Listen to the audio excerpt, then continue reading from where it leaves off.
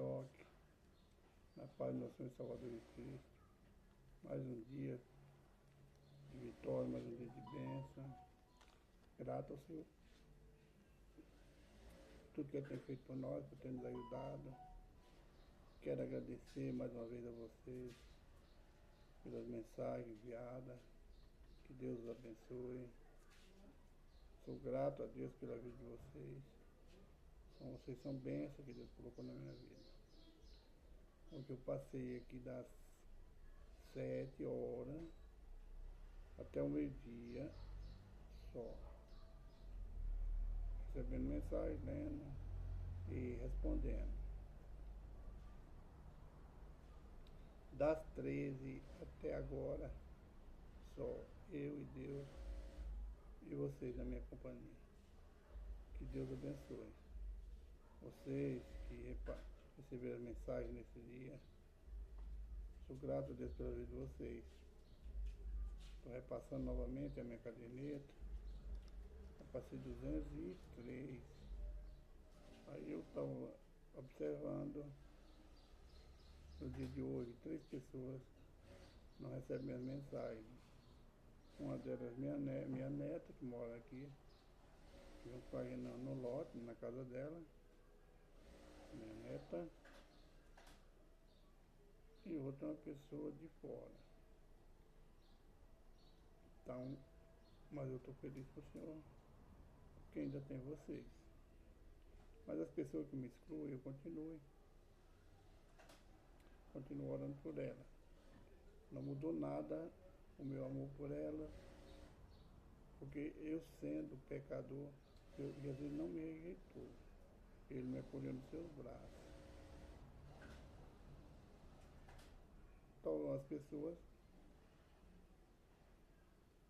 essa aqui é uma das que me excluiu hoje, não a minha neta, a outra, é porque é um conteúdo que não interessa a ela.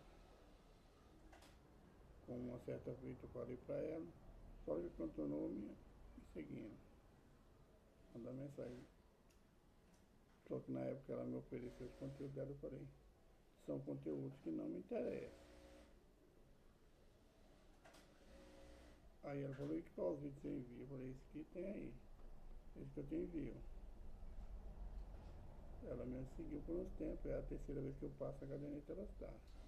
Mas hoje ela não está recebendo mais mensagem. Ela não está disponível no Messenger. Então, eu ainda deixo, eu não apago ainda o nome da pessoa dessa caderneta, continua. Da próxima vez que eu passar, se não tiver recebendo as mensagens, então ela fica em outra caderneta, qual eu junto as duas e oro pelas duas. Não desprezo ninguém.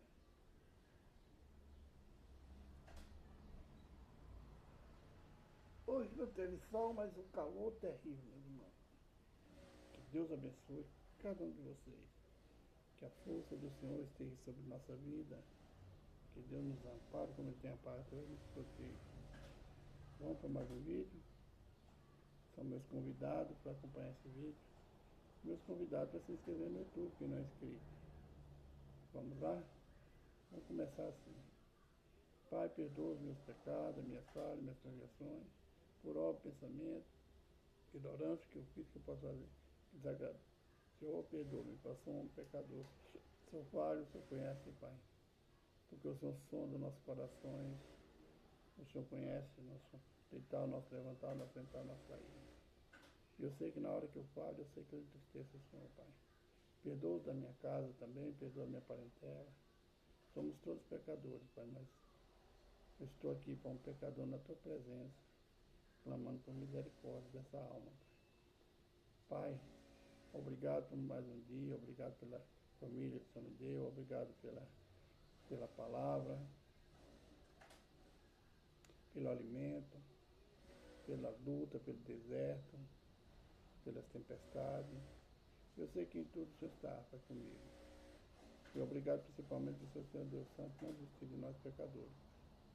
Fala conosco hoje, Pai, na primeira carta do apóstolo Paulo aos Coríntios, no capítulo 6. Não sei o que eu quero ouvir, não o que eu quero falar, mas que o Teu Espírito venha falar conosco, que seja feita a Tua vontade. Que tudo seja para a glória do teu santo nome. Amém. Irmão, primeira epístola do apóstolo Paulo aos Coríntios, capítulo 6, fala do litígio entre os irmãos, do versículo 1 ao 11. Depois, do versículo 12 a seguir, que é outro assunto, mas tudo mesmo concerne a mesma coisa. Paulo censura o litígio entre os irmãos. Ou algum de vós tendo algum negócio contra o irmão e é juízo perante o juízo injusto e não perante os santos? Não sabeis vós que os santos hão de julgar o mundo? Ora, se o mundo deve ser julgado por vós, sois porventura indignos de julgar as coisas mínimas? Não sabeis vós que havemos de julgar os anjos, quanto mais as coisas persistentes a essa vida. Nós vemos aqui o apóstolo Paulo exortando a igreja de Corinto pela divisão das contendas entre eles. Aqui fala dos irmãos tendo uma causa, em vez de levar para os anciãos da igreja, ou para o líder da igreja, ele leva perante os homens que talvez não conhecem a palavra, homens que talvez não tenham a vida no altar, e talvez não estejam preparados para resolver uma questão. É muito difícil a gente pegar uma questão espiritual e levar para um homem carnal, né? Não vai sair nada, né? Só contenda, mais contenda ainda. Quando o apóstolo fala que não sabeis que vós, que os anjos vão julgar, nós vamos voltar lá nos evangelhos, quando Jesus fala que quando ele voltar, os 12 apóstolos estarão junto com ele julgando as 12 tribos de Israel. Aí nós trazemos a memória quando fala que os anjos estarão julgando, estão ali no trono. Então, Jesus, ele por ser o que conhece a palavra, que anda na verdade, no caminho do Senhor, em obediência, fazendo a vontade do Senhor, errando, tropeçando, caindo, nós temos também do Senhor dada a responsabilidade de julgar as causas dentro da igreja, as divisões, os litígios.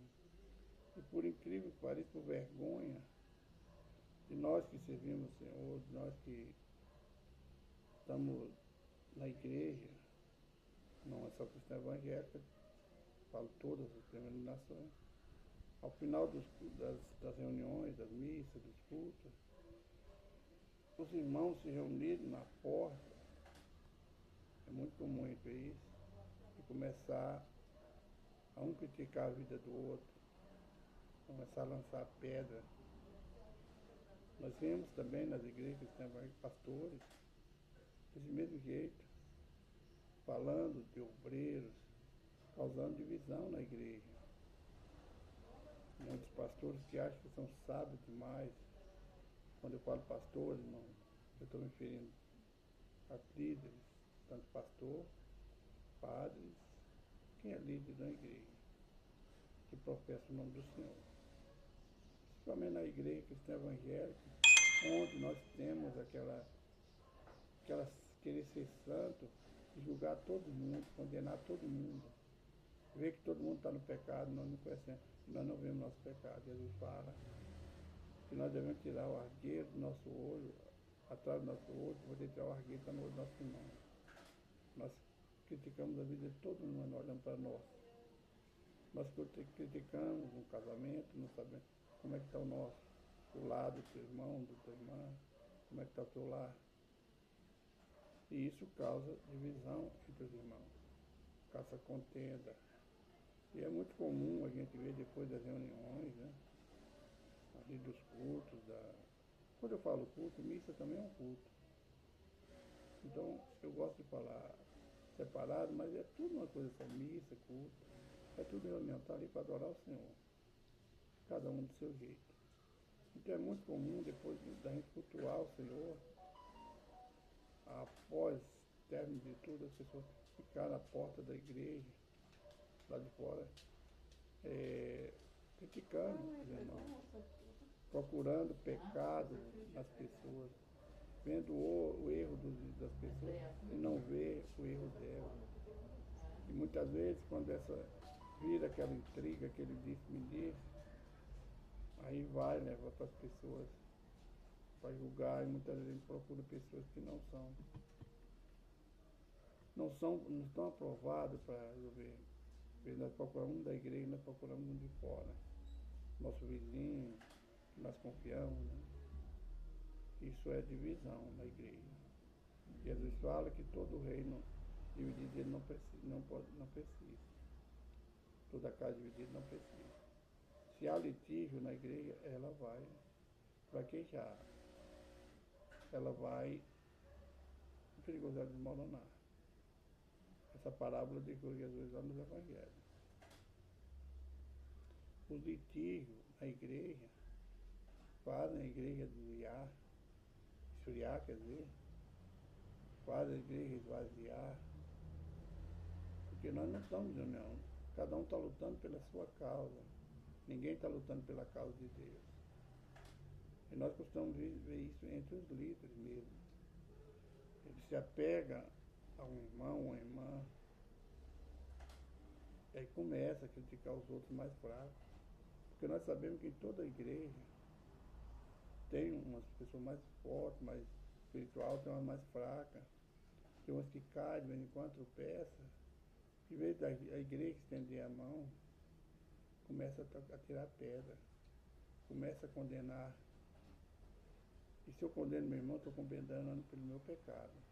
Porque se eu estou condenando aquele que está fraco, a condenação é para mim que eu estou mais fraco que ele. Eu estou achando que eu estou de pé, mas eu estou caído. Porque se eu não tenho como aconselhar meu irmão, um colega de trabalho, um vizinho, ou até mesmo nossos líderes no trabalho, onde nós estivermos, nós estamos mais caídos que eles, nós somos mais fracos que eles. Muitas vezes nós vemos sujeira no homem e nós julgamos pela sujeira que nós fizemos, ou que nós estamos fazendo, que mostra que nós somos mais sujos do que ele. Então, irmão, é o que nós devemos sempre estar vigiando. O que nós falamos nas contendas, afastar de rodinha, afastar de disse-me-disse. O Salmo fala que é aventurado aquele que não senta nas rodas dos escarnecedores, né? Se nós começamos a levantar litígio na igreja, causar contenda, nós estamos na roda dos escarnecedores. Nós estamos lendo um salmo e estamos praticando tudo o contrário que ele está ensinando. Nós seremos, como está no próprio salmo, como a folha que o vento espalha. Nós não estamos tendo rumo para onde ir. E nós estamos procurando em quem nos apegar. E nós nos apegamos na fraqueza dos outros, sendo que nós estamos mais fracos que eles. É muito comum nas igrejas de hoje, imagina o apóstolo Paulo hoje, se ele estivesse aqui, ele estaria escandalizado. Eu creio que ele estaria falando todos os dias, tanto escândalo que tem no meio do povo de Deus, no meio das famílias. Nós devemos, agora se imagina, essa leitura, Paulo censurando, e agora imagina como é que está Deus nessa hora, que te escolheu, que te chamou para fazer a obra dele, te abraçou, enxugou sua sujeira, limpou a nossa sujeira, e nós estamos sujos, hein? Imagina como é que está nosso Deus nessa hora, hein? Agora você imagina Cristo, que deu a vida em favor de nós, com tanta divisão, com tanta contenda dentro do povo de Deus. Mas quando a gente lê um capítulo desse, a gente deve levar tudo a peito, deve ver a nossa vida. Se nós, às vezes, entristecemos com a leitura dessa, você imagina como é que está o coração de Deus. mas a justiça dele vai vir sobre a terra. Ele vai julgar esse povo. Você, eu e você. Nós todos. Cuidado, irmão, para não derrubar quem já está fraco. Porque se ele cair, é perigoso você cair antes dele. Cuidado com as contendas, cuidado com disse-me-disse. É muito comum hoje, os irmãos, procurar uma pessoa de confiança. E essa pessoa de confiança, talvez, ela não é tão de confiança assim. Porque ali dá uma coceirinha na língua da pessoa e ela vai e espalha a notícia. Eu costumava, quando eu trabalhava, meu irmão, lá tinha um rapaz que ele sempre estava apertado, precisando do dinheiro emprestado. E ele era um dos que mais se levantava contra mim. Na época eu não era cristão ainda. Ainda não tinha entregado minha vida a Jesus. E eu trabalhava num lugar separado. E eles eram 6 que trabalhavam no galpão no outro galpão. Eu trabalhava separado sozinho. E eles falavam, eles procuravam me derrubar. Deus me segurou, graças a Deus nunca caí. Fiquei firme até a vida da minha aposentadoria. E sempre que ele tinha um aperto, aí ele vinha ali onde eu estava trabalhando, aí comecei a ficar lá no canto e começava a falar. E perguntava, ele já não mora, não está mais no meio de nós, já partiu. Eu falava, ô fulano, está precisando de alguma coisa? O que está precisando? Não, só estou comentando. Não, pode falar o que você está precisando. Geralmente quando ele ia assim, era, está precisando de dinheiro emprestado. Cuidado, mano. Muitas vezes, quem vem trazer a notícia daquele que te caluniou, que falou de você, talvez ele for o primeiro. Né? Cuidado com a contenda, cuidado na igreja, no seu trabalho, na família, na escola, onde você passar, cuidado. O versículo diz assim, é o que alguns têm sido, mas haveis sido lavados, mas haveis sido santificados, mas haveis sido justificados, em nome do Senhor Jesus Cristo, pelo Espírito do nosso Deus. Nós muitas vezes estamos sujos, estamos imundos, né? Querendo mostrar a sujeira dos outros. E o que nós somos? Queremos ser juízes. Mas nós fomos comprados, nós fomos lavados com o sangue de Cristo pelo poder de Deus. Versículo 12. Isso tem que ser rápido, irmão. Até o 20. Os nossos corpos são membros de Cristo. Faz parte da primeira parte do capítulo. Todas as coisas me são lícitas, mas nem todas as coisas me convêm. Todas as coisas me são lícitas, mas não me deixarei de dominar por nenhuma. Os manjares são para o ventre, e o ventre para os manjares. Deus, porém, aniquilará tanto um como o outro. Mas o corpo não é para a prostituição, senão para o Senhor, e o Senhor para o corpo. Ora, Deus que também ressuscitou o Senhor, nos ressuscitará a nós pelo seu poder. Quando fala ressuscitou o Senhor, ressuscitará a nós, é num corpo em glória, ressuscitar espiritualmente. Muitas vezes nós damos nossos corpos, cansei de fazer isso quando eu era solteiro, para prostituição, cansei, mas a palavra do Senhor diz que o nosso corpo é santo, nosso corpo é do Espírito Santo. Quando você se converte e chega nessa palavra, aí você lembra o tanto que a gente lembra, o tanto que era cego. E muitas vezes a gente aprendeu dos nossos pais que era uma coisa errada, mas nós fazíamos. Sabe por quê? Porque a carne prevalece contra o espírito, é uma luta. E esse maior desejo, o desejo carnal, esse muitas vezes ele tem domínio sobre a nossa vida. Porque nós não aguentamos e nos lançamos no lamaçal do pecado. Nos lançamos na sujeira. Nosso corpo é de Deus. Nós não podemos fazer, está escrito na palavra, lançar aquilo que Deus nos deu no lamaçal do pecado, no lamaçal do erro. Nós não podemos vender o nosso corpo da prostituição.